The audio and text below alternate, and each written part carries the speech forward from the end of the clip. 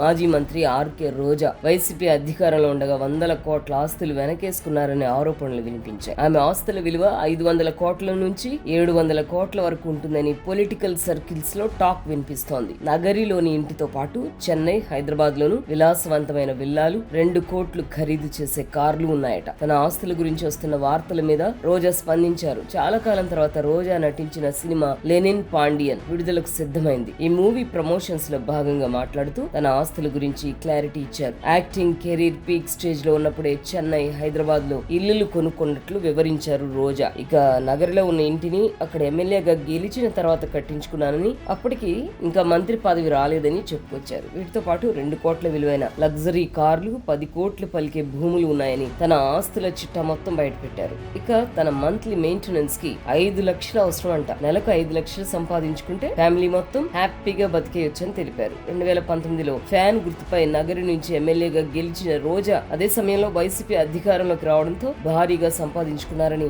ఆరోపణలు వచ్చాయి. తిరుమల వెంకటేశ్వర స్వామి దర్శనాలతోనే ఆమె 100 కోట్ల వరకు వెనకేసుకున్నారనే టాక్ ఉంది. ఇక ఆమె మంత్రిగా పనిచేసిన సమయంలోనూ చాలా ఆరోపణలు వచ్చాయి. ఆడుదాం ఆంధ్ర కార్యక్రమంలో అప్పట్లో టూరిజం శాఖ మంత్రిగా ఉన్న రోజా అక్రమాలకు పాల్పడ్డారనే ఆరోపణలతో కూటమి ప్రభుత్వం సిఐడి విచారణకు ఆదేశించింది. ఈ కేసులో రోజాను అరెస్ట్ చేస్తారనే ప్రచారము జరిగింది. ఆస్తుల విషయంలో రోజా చెబుతున్నది నిజమా, ఆరోపణలు వాస్తవమా అనేది సిఐడి విచారణలో వెలుగులోకి వచ్చే అవకాశం ఉంది.